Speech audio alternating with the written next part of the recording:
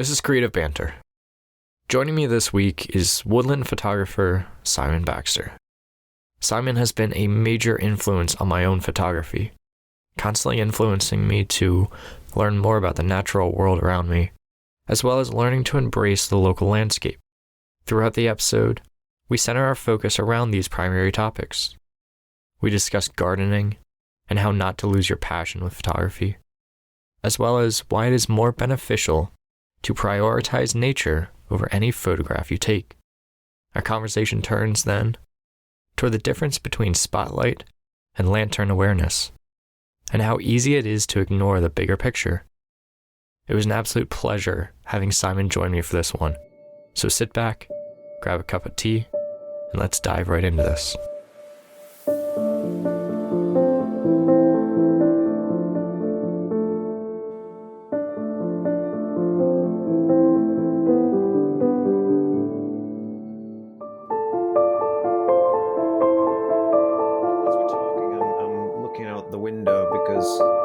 It's an upstairs office, and I've been on rabbit patrol today. Yeah. Because I'm a keen gardener as well, and we've had rabbits sneaking in, and I can't find where they've been coming in.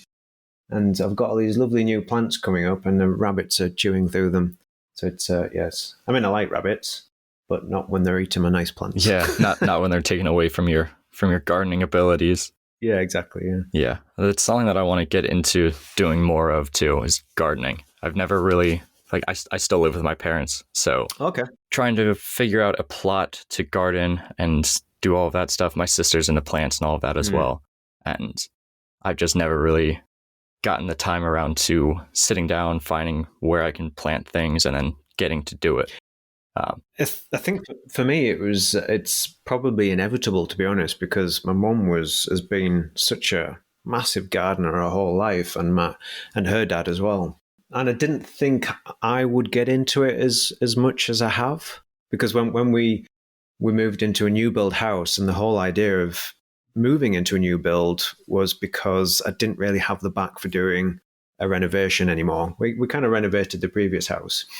So we just needed more room, but didn't want to be, and needed to concentrate on work rather than spending time doing renovations. And I thought, right, we'll have a nice garden space because we enjoy that, but we'll keep it minimalist so that, again, the maintenance isn't too time consuming. But then once you get started and your kind of imagination gets carried away, and things just snowball. And the next thing, you've spent an absolute fortune on plants and trees. And the more you add, the more you keep wanting to add, and the more that you sort of see the fruits of your labor, if you like, it becomes quite addictive. But I think the main thing for me is that it's that even when you're at home, you still have that piece of nature that you can escape to. And you can kind of experiment with different things as well, because I tried to put some native things in there, but I also have some slightly more exotic trees. Okay. And then you start to kind of position trees so that when you're standing at certain points, you just get these little avenues for the eye. It's only a small garden. I'm talking like it's a big woodland. It's not. It's only a very small garden. And probably several more years down the line, I'll be regretting putting all these trees in because we won't have any sunshine anymore. Yeah, but you have plenty to photograph. Yeah. So at least there's that. You just walk outside to your backyard and just photograph things, and you're good. You're set. Exactly. And it has been foggy this morning as well. So I wish we had some fog over here, but we haven't gotten much of any of that for quite a while. But oh, really? Yeah, it's a shame. It's always nice to have some kind of fog when it rolls in, but trying to get fog in any of the areas, you get it, and then I travel to one of my local areas, and it's nope, no fog. It's all gone. All right, I guess that's that. Oh, right. Yeah. It can be quite frustrating. I've done my fair share of mist and fog chasing in the past. I tend to, if it looks promising, then I'll go out, but I never chase it anymore. So if I have a plan on where I'm going to go, and I get there and there isn't any mist or fog, then I don't then drive around trying to find it. I just kind of stick to the plan now. And I'm less precious about having mist and fog. I like it when it happens, but I think sometimes I forget that I'm supposed to be making photographs and that I'm a professional photographer, because I'll just turn up to the woods and say, oh, it's still a nice day. I'll just go for a wander. It's like, no, Simon, you're supposed to be taking photographs. But yeah, I think it's too much. I think sometimes I enjoy it a bit too much. How do you find that pressure to be when you, like, of the pressure of having to make photographs all the time, and when you're just wanting to wander around? Like, how do you try and balance that lifestyle? It's tricky. I guess it depends where you are on that journey as well, because sometimes the pressure of finances, having to earn money to pay the mortgage, etc. I guess that can often be a motivator to get out there and be prolific, and to create content, as it were. And that's it. That's when it's hard, I think, when you have that pressure, when it's when it is your sort of full-time career, because you do run the risk, and I'm sure you've had sort of conversations with people along these lines before. You do run the risk of it just eating away at the passion element. But as soon as I have had hints of that in the past. I've never let it get so far where I just feel like putting the camera down and just walking away for several months. But if I get any hint at all that I'm starting to lose a little bit of passion, I nip it in the bud straight away. And usually that involves, yes, I might leave the camera behind and I go out into the woods and I just walk and enjoy that space, and remind myself why I'm doing this. And these days, I've been fortunate, career-wise. It's the last couple of years have been good, despite not being particularly productive on YouTube. But because of the book, etc., it's given me a little bit more sort of financial stability, which just allows you that breathing room, just gives you that space to think, well, I feel as if I've kind of concluded a particular chapter in my career and in my photography. Now I need a little bit of time to myself to think about, well, where do I go from here?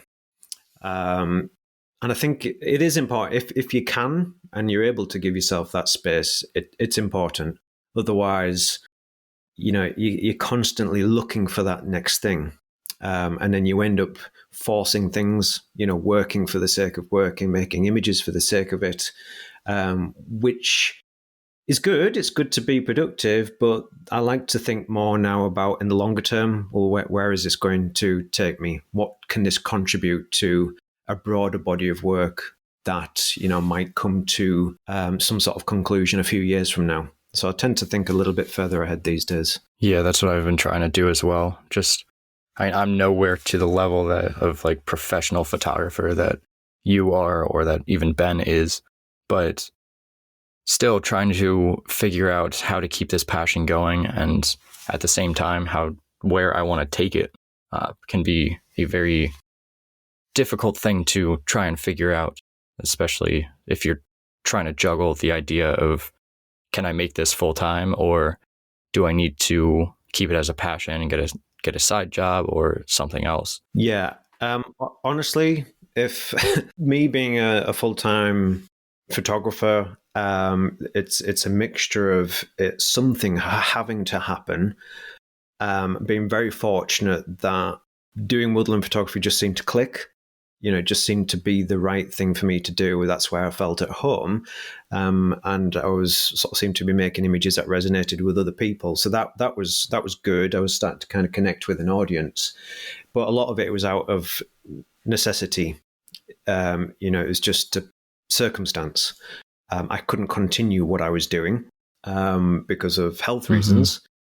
And the photography showed potential. I think in an ideal world, to make sure that your work stays 100% authentic and you can always maintain that passion. I think the ideal scenario is that you have a job that you're happy with, that pays the bills, and you can keep photography purely as a hobby to do on the side. I mean, if I was to take away any kind of financial burden, so I didn't have to work, then I just, it'd be a dream to just take the photography wherever you want to take it. Would be amazing. Yeah, I mean, the only downside to, so right now I just finished up student teaching, and so I'm officially graduating essentially today. Oh, very good. Yeah, so I've got my master's degree, and Congrats. thank you. And so I just have to get certified in teaching, and now it's a matter of figuring out if I can get a job teaching or what my next what my path is going to be moving forward. But I've become, in the past few months, a lot more willing and okay with the idea of teaching as my primary income and then having my writing and my photography as sort of a side hustle, passion, kind of keep it all on the passion side and hobby. Yeah. Because like you said, it can really chew into the passion, and you can really easily lose passion with it if you aren't careful. I mean, I came close to that, I want to say 3 years ago, like when the pandemic really hit. I lost the job that I had and wasn't eligible for unemployment just because I hadn't been at that job for long enough. I was off by like, I think 2 weeks, which is just lovely. But I started to get like really stressed out about money. And so I turned to my photography because I'd been doing it for 6 or so years at the time, and to try and figure out how to make money through my photography or through writing or something within that. And it took me a while, and I started to really lose the passion for photography because the business side of everything just started to really take over and just cover everything into a dark cloud. And it took a trip from me I went to a local woodland that I'd really not explored much, but I went there with a camera and I just walked around, and I don't even remember having brought out the camera at all. I just enjoyed nature for what it was, and having that shift of mindset where, okay, this is what I truly want to be doing. I want to be exploring nature and feeling the healing sides of nature and what it can offer me, and then possibly bringing photography into that here and there when it feels right, versus prioritizing photography over nature. Absolutely. That's the 100% the way forward, in my opinion. And, that's what experience has taught me as well. I've had these conversations with clients, with, people that I have met out in the field as well, which doesn't happen very often. Typically don't see anybody. But I often hear the argument from other photographers, when I sort of preach about just enjoying nature and, the spending time to scout and try and find locations where other people aren't photographing and investing a lot of time in doing that. The response that I get from some people is say, well, it's okay for you. You have that time to do that. Whereas I have a full-time job, I have a family, I have a very limited amount of time to go out. So when I do go out, I feel as if I need to be productive. I said, well, why? Productive with what? Productive with producing images for social media, for yourself, or, why not be productive in enjoyment? Why not be productive in just going out there and immersing yourself in nature and everything that it has to offer? Absolutely. And it is a mindset. And because, like I said, you think there'd be more pressure on me because I'm full-time and I need to produce images which inspire people to buy a book or to come in a workshop or something like that. But no, I invest a huge amount of time in going out and taking what are really professional risks, because I've just been up to Scotland and I've done this a number of times now and it's getting more and more expensive to do this, where I book a week away. I don't have a camper van. I don't really have the body for camping, and I don't want to camp with a wet dog either. So I have to hire a cabin or a cottage or something like that, which is getting very expensive. And I'm going to places where there's no real history of photography with intent. You might get a couple of pictures from walkers or something like that, but they don't show the potential of a place. It's literally just research thinking, right, do I feel confident enough that if I go to this area, it's going to offer something, there's going to be some potential there. And if I feel reasonably confident, then I'll go. But it is a risk because of investing quite a bit of money to spend a weekend somewhere where I might come away with nothing photographically and no potential for the future. But no matter what, I've always enjoyed it. And that's the thing. If I come away with one image for the portfolio, then fantastic, that's a result. Because if that happens, then I know there's potential to go back and build upon that. So I always say to people, look, there is no consequence to not making a photograph. Even as someone who feels as if they're obligated to produce content, there is no consequence to me not making a photograph, because that time that I've spent, whether it's a couple of hours locally or whether it's a week away, there is always hidden value in that. And I think people sometimes overlook all the very kind of that precious time that you've had in nature and what you learn and what all those kind of visual cues that are constantly feeding your mind and helping you to learn about nature, to read light, to understand the things that you love to photograph. And you're not necessarily conscious of this constant learning experience, but it's happening and it's always of benefit. But I think people get too wrapped up in that kind of final result and lose sight of what I believe is the most important bit. Yeah, and I think the idea of success and how social media pushes success and the ideas of it is a huge contributing factor to that. Because you have so many photographers out there who are posting photographs every single day on social media. And you have people that are just starting out with photography that look at those individuals and they're like, well, if I'm going to do this, I need to be producing enough content, enough photographs to be able to publish each day so that I can grow an audience, so that I can be as quote unquote successful as these individuals. Yeah. Which is really just detrimental to, again, the passion side of everything. Because if your goal every time that you go out, and I got into this as well when I was just starting out with landscape photography, especially, and every so often I'll get into this mindset too, and I have to be real quick to nip it in the bud and just to turn it off.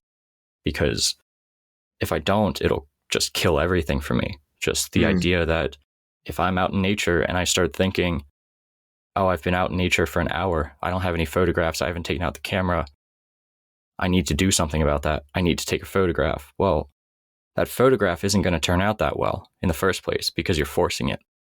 You're just forcing yourself to create something or to put a scene together. And it's not as good as if it were to come naturally or to be pre-planned and really thought out, depending on your methodology here. But once you start getting into that idea that your trips are only successful if you have a photograph or if you come away with photographs.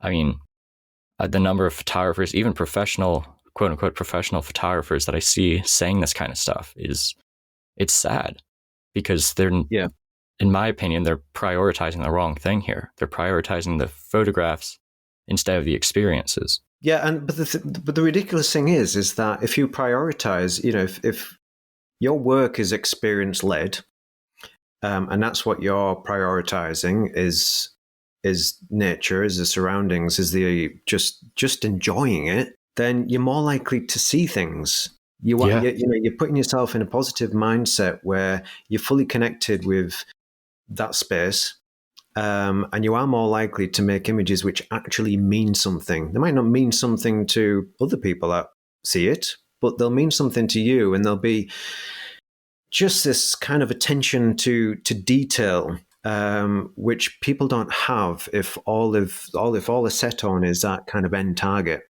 I was out in Scotland recently, and yes, I did say to myself, look, this isn't a holiday. I have to work. I have to produce some video content.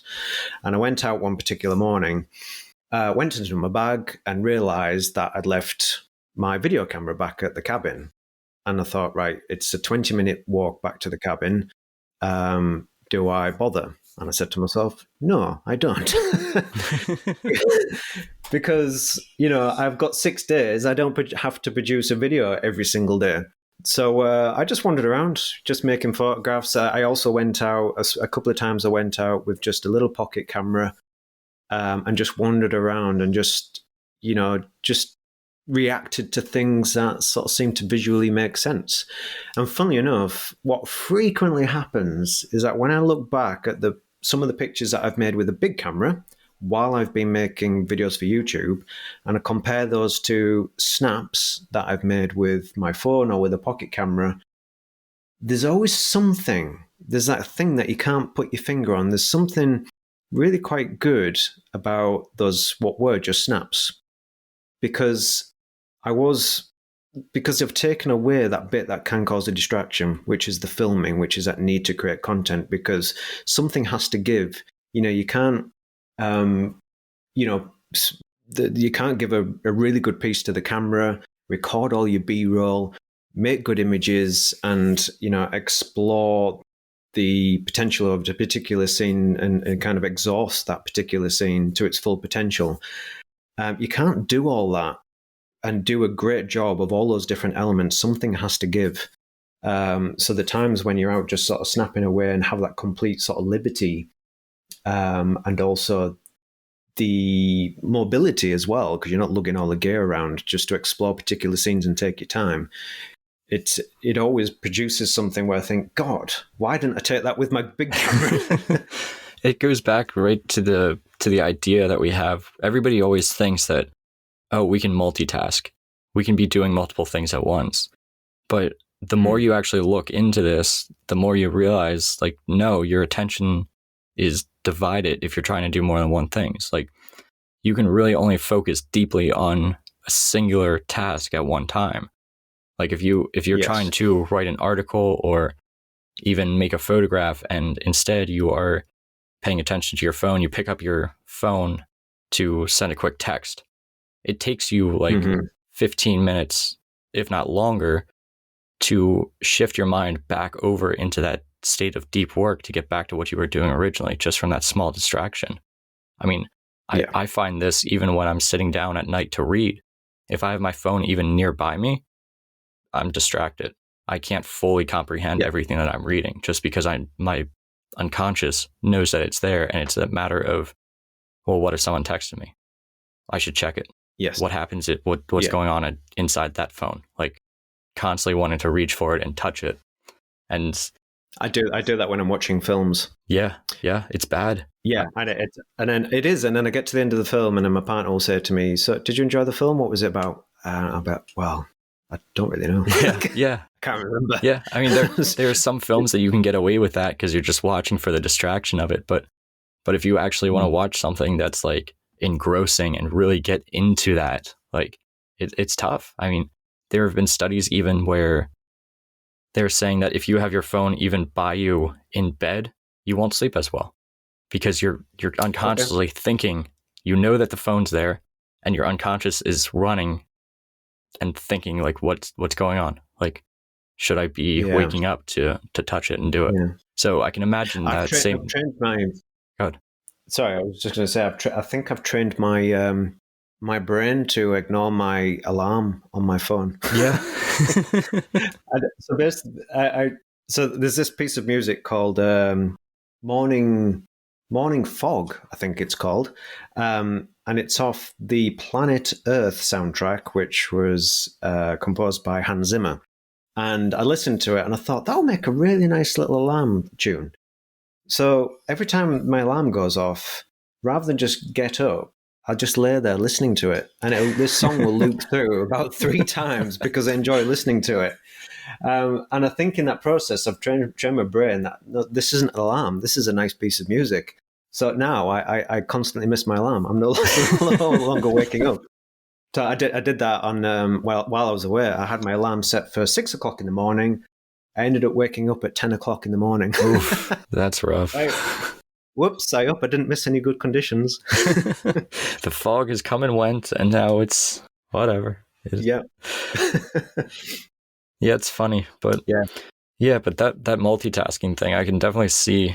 Like, I don't do any video because it's bad enough even having my phone with me when I'm outside and not being fully immersed or as fully immersed in nature as I'd like to be because of checking your phone or just constantly going back to that. So I can only imagine how like guys like you and Ben and Thomas Heaton, how you guys go out and actually come away with some really solid photographs, even while trying to juggle all of these other aspects of documenting, of filming your journeys.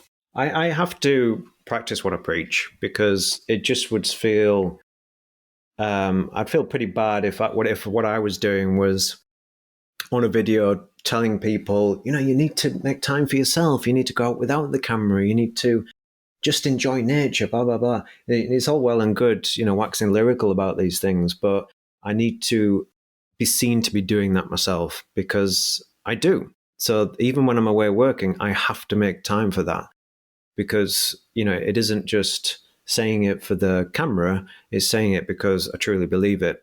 So even though I was away working for 6-7 days, that's exactly what I did, just leave the camera in the cabin and just a couple of hours is all it takes just to go out and wander. And I cover way more ground because I'm not carrying a big heavy backpack and tripod. And I'm more likely just to get myself into some nooks and crannies and into mischief and enjoying that time with Meg. And I always find something that I want to go back and photograph. And that's how I tend to sort of split those trips up as well. Rather than filming every single day, I need sort of 50% of filming and 50% time just for me. And it kind of makes the filming a little bit easier as well because I'll go out and find some things that have potential, spend a little bit of time getting to know that scene while I'm just there scouting. So when I go back with a video camera, then it's a bit of an easier process. I'm less likely to make mistakes with the execution of a photograph doing it that way. It means that I only come back with maybe 2, possibly 3 videos at the most from a week-long trip. But I'd rather do that than come back and feel as if I've made way too many sacrifices from a creative standpoint. So a lot of the times you are scouting, and like you're going out without a camera, scouting a location, and then coming back to that location when conditions improve, correct? Yeah, although I keep using the word scouting, but I've really gone off the word, to be honest, because it implies that going out is purely to find things which basically take you to that end goal of having a photograph. And it isn't. It's so much more than that. It is that personal space. It is that time to notice things. It's not just scouting for photographs you want to go back to, but noticing things on the trees and thinking, well, what is that? What's that growing on the floor? Why is that tree doing that? And taking little images with my camera and using, what's it called? Google Lens. Okay. Using a bit of AI for it to tell me, well, what is that? Why is it growing here? Is that a lichen or is it a moss? Is it a liverwort or is it something else? So, and that's part of the enjoyable process for me because then it moves you away from subjects.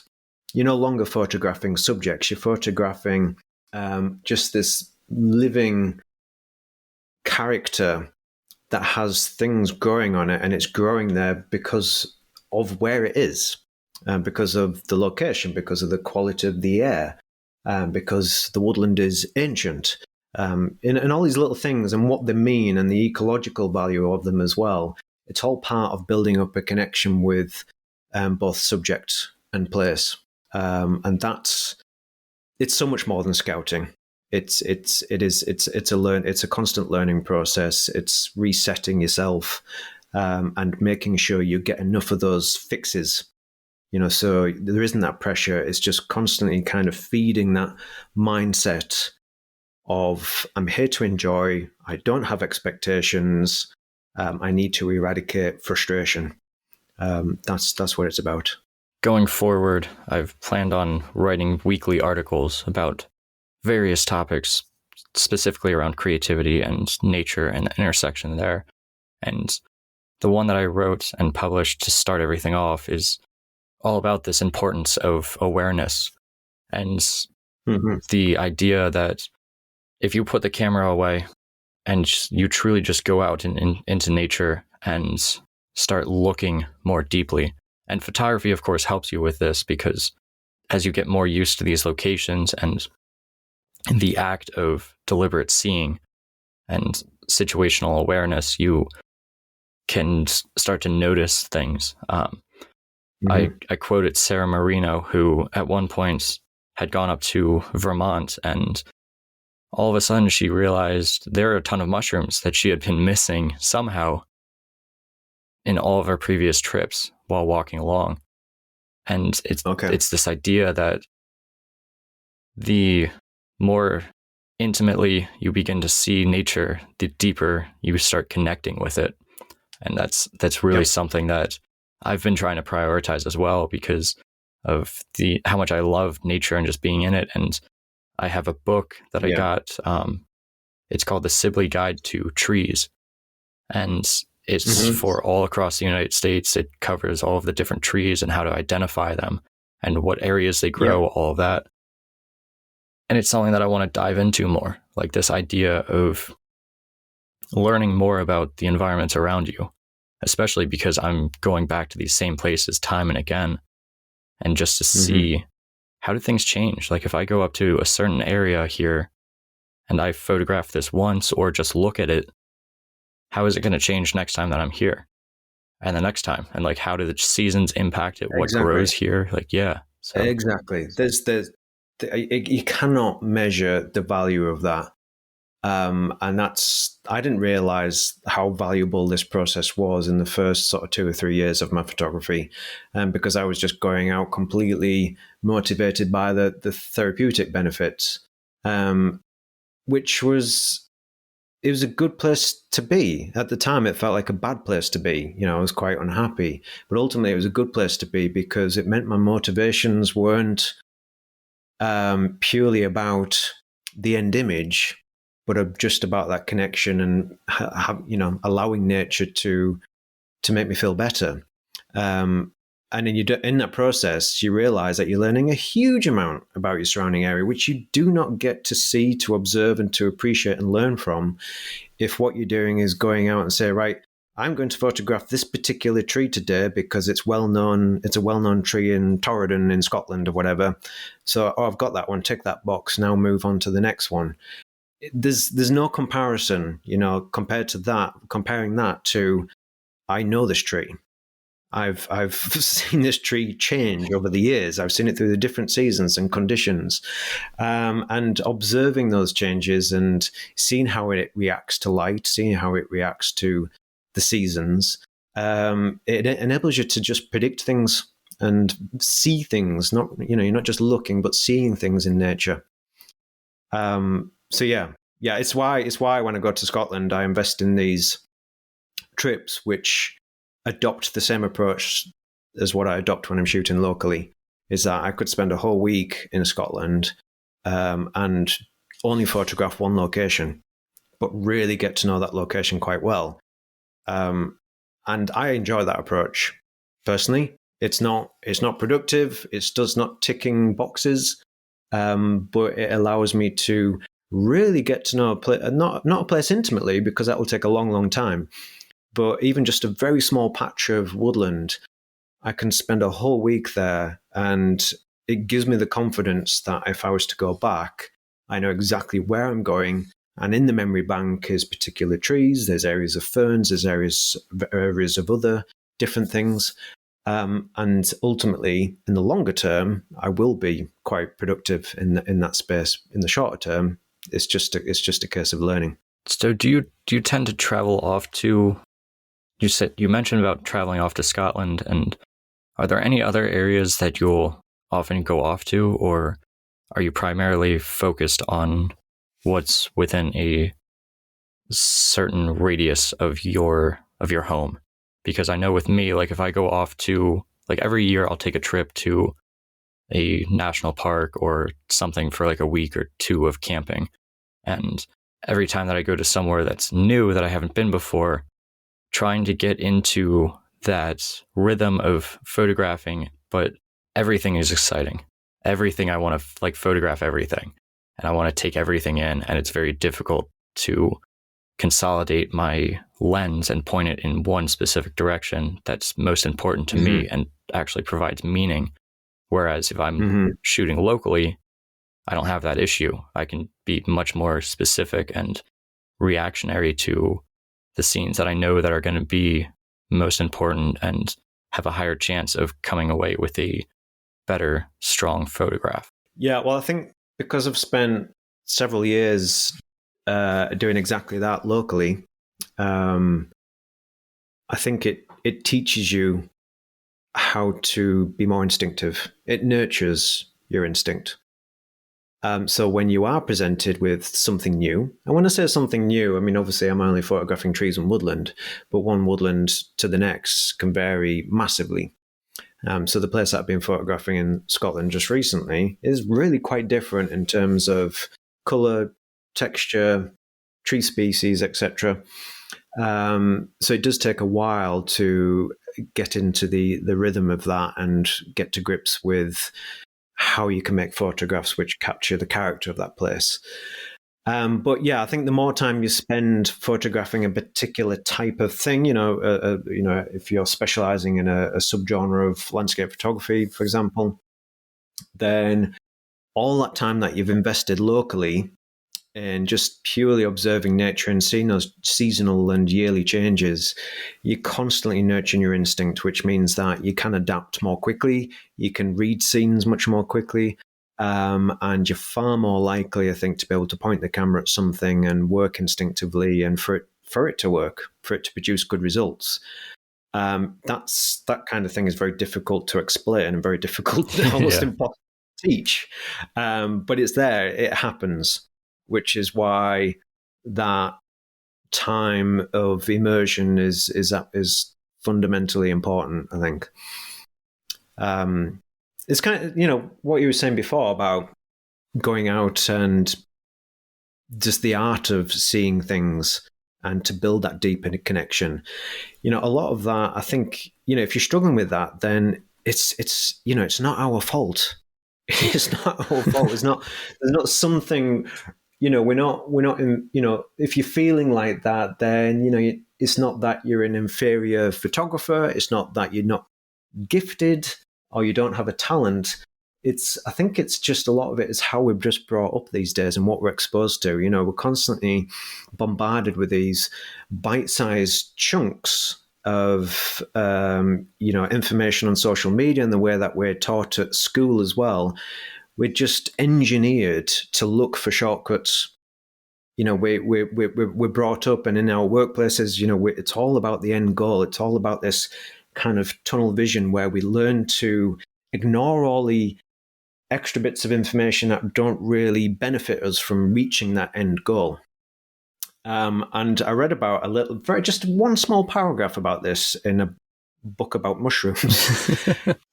And it basically spoke about spotlight and lantern consciousness. And it really resonated with it really did. And it's basically, as we grow older, and the way that, we're like say taught through school and through experience and the way that we work in the workplace and all these kind of project-driven approaches, then we tend to adopt this spotlight consciousness, and I've seen people do this in the woods. I see clients do this where they're just looking around, ignoring all the wonderful details around them, just like you said, San Marino, missing those mushrooms.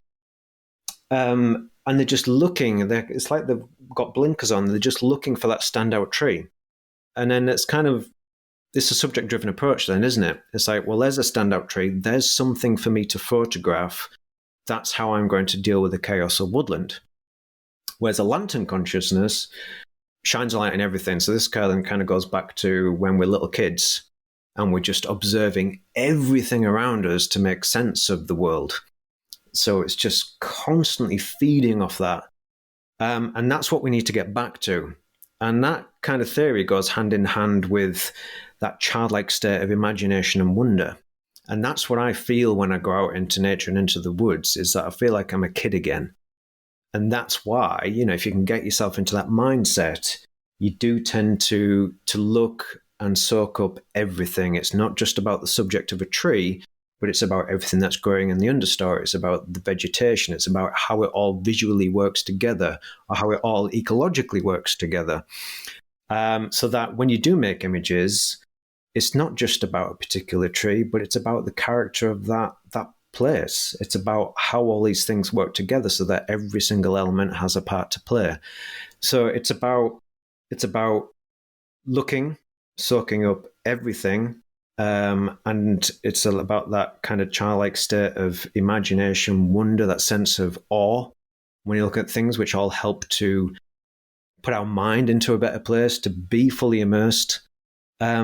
But it's also about being curious. And that's without doubt one of the best tools that we can take out into nature is curiosity, which is why I love those times where I leave the camera behind me and I just go rooting around. I look at things, I touch things, I pick things up, I look inside hollowing trees, that kind of thing. And that's what it's about for me. It's just about enjoying it. It's about fun. And then, like I said before, you're more likely to see things. Yeah, it goes. Sorry, I'm going off on a complete rambling tangent now. But No, you're good. By all means, it ties into that idea.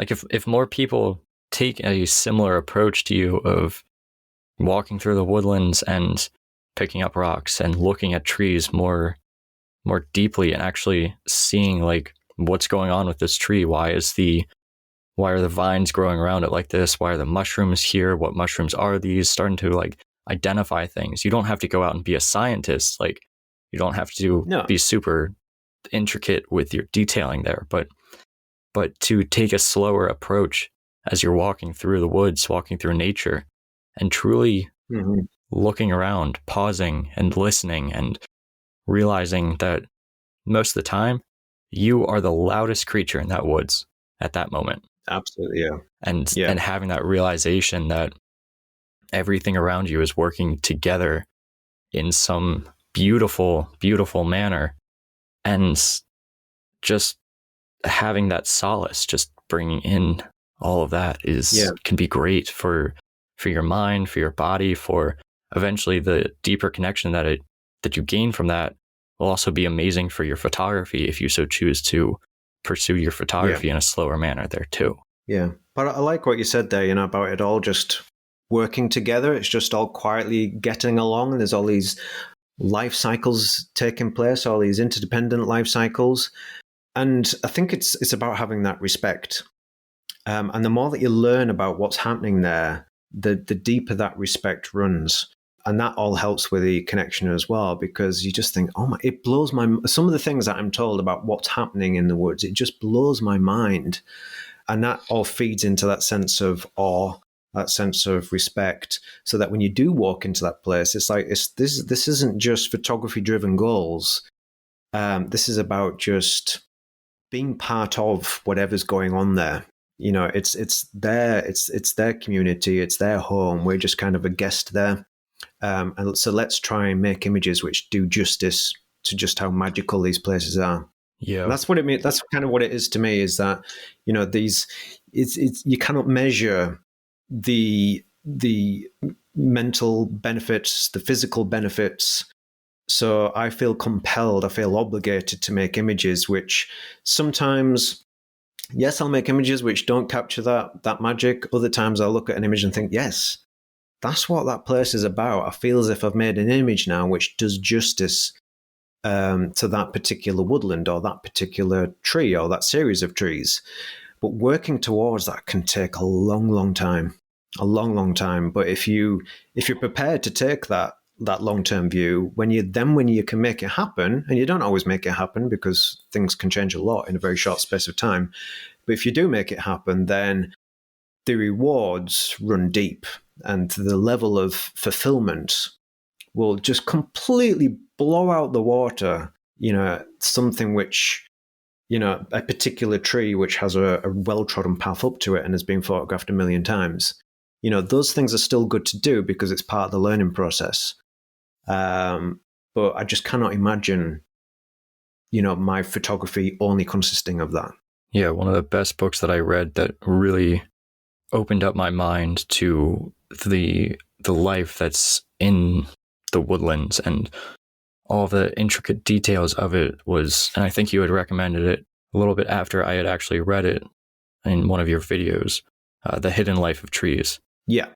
Yeah, brilliant. Yeah, I think I got that in 2016 after a client had recommended it to me. Yeah, I read it, and it completely changed my whole perception of what's actually going around in the woods when I'm just walking through, and everything that's happening beneath my feet, everything that's happening just in the atmosphere around me. Like the idea that, and I don't remember exact specifics with it, but the idea of specific woodlands being able to drastically alter your mood and your just the overall atmosphere, and how some woodlands you may feel like more saddened, so to speak, or like less happy because they're darker woodlands and they are giving off these different chemicals in the air and releasing these different atmospheric vibes, so to speak, versus other woodlands that you might feel very light and airy, and so you're walking through and you feel refreshed. I mean, it's crazy. Yeah, it's and I mean the thing is with that book as well is that I think scientifically, some of it will be questionable. Yeah. And there's definitely a lot of research going into that area which challenges some of the things that have been discussed by Peter. Can't remember his second name now. But anyways, a couple of other people as well that have, such as, blimey, I'm terrible with names. So am I. It's okay. Who wrote a book called The Mother Tree? Susan someone. Anyway. So a lot of this kind of science is also challenged, but the point is that I don't care. Yes, I want to know the facts, but the thing is that some studies have taken place which suggest these things are happening. That's good enough for me, because that's going to give me the inspiration that I need to view some of these places in a different way. And that's how I love how science and art converge, because they both kind of have that same, science is there to help us learn the truth, whereas art helps us express our own version of reality. But fundamentally, the two are running side by side and they kind of cross over. And that's what I love about it. And so it's why I don't personally, I don't look to other photographers. I don't look to other forms of art for inspiration. I look to science and other people that are enjoying woodlands and nature in a different way to what I am. Because if they can teach me something about the things that I love to photograph, that's where I get inspiration from. I had a conversation with my friend Sean Tucker recently, and he was talking to one of his friends about me. So I'm just going to kind of quote what Sean said to me. So Sean said to his friend, he said, "The reason why Simon's so good is that he doesn't give a shit." So I asked him to explain it, and what he meant was is that I try not to concern myself with what other photographers are doing. So it's interesting because I'll speak to people like Rachel Talibar, who does some fantastic work, and she draws inspiration from all sorts of different forms of art. Whereas I tend to distance myself from looking at social media feeds. I don't care what other people are photographing or how they're photographing it. What I care about is the trees, the woods. So I'm looking to people that can teach me more about that. Because the other thing as well, you've said yourself and you've implied that you kind of struggle with social media. Yeah. And and it's not that, it sounds really kind of ignorant of me when I kind of put it like that, but it's not that. It's that I have to put myself in a bubble that works for me. And what doesn't work for me is scrolling through streams of work where you can easily get caught into playing the comparison game, because I'll still look at other people's work and think, oh, well, that's way better than mine. I'm not very good. And you sometimes go through this kind of crisis of confidence. So the best thing for me is to just avoid that entirely and just worry about what I want to photograph that satisfies me, and learning from other people that kind of challenge my own thinking about nature and life in general. Yeah, that's the biggest reason why I got off of social media about a year ago or so, something like that. Just completely deleted my Instagram, my Facebook, everything, and just cast it all aside because I was playing this comparison game where it wasn't good for me mentally, and it wasn't helping my photography any, because I mean, if you're just sitting down and you're scrolling for hours on social media, constantly comparing yourself to another photographer who's working, even if it's in the same field as you, like in the woodlands or in a drastically different area, and seeing their photographs, seeing what the public perception is to their work, and then comparing that to what your photographs are receiving publicly, it's a dangerous game to play. I mean, it is very dangerous. It's why it's called doom scrolling for a reason. Yeah, exactly. Yeah. So, I mean, I even find myself doing that, looking through different photography books, like coffee table books. I mean, to be honest, I've looked at your work a lot and your videos, and because we work in the same woodland kind of genre, it can be very difficult for me. And I find myself easily falling into this trap where I'm comparing my work to yours and seeing that you're getting these great images, and even though it's just maybe a tenth of what you're actually capturing and working through, it's still seeing your best that you're putting out there and comparing that, of course, to my worst, because that's just how the human mind works. And it's just can be detrimental to your creativity and to your mental health. So definitely the idea. And it's kind of disrespectful to yourself as well, because if what we're talking about is connection, and if we're making images which communicate the things that we care about, then of course comparisons doesn't sit well with that. And of course trying to emulate somebody else's work doesn't sit with that either. So, you can't sort of bang the drum about connection to nature and making images which are very personal and say something about us. You can't do that and at the same time be striving to achieve what somebody else has achieved, or to make those comparisons, or to look at somebody else's style and want to copy that. The two don't work together, which is why it's just easier to distance myself from that, so that when I do produce an image, I can feel confident that if it is like something that somebody else has done, then it's purely coincidental. Just like I've made some images locally. It doesn't happen very often. It's very, very rare. But it has happened where I've made an image and it's almost identical to the inch to a photograph that Joe Cornish has made. I mean, this has happened like where it's like scarily close. It's happened like twice. But at least we can both look at it and say, well, this is just coincidental because I didn't see yours and you didn't see mine.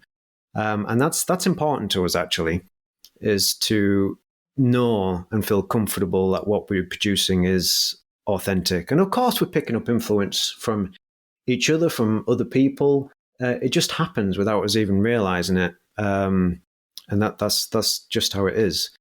But I do find it easier just to shield myself from certain sources, and just make it about me, the trees, and Meg rolling around in the undergrowth.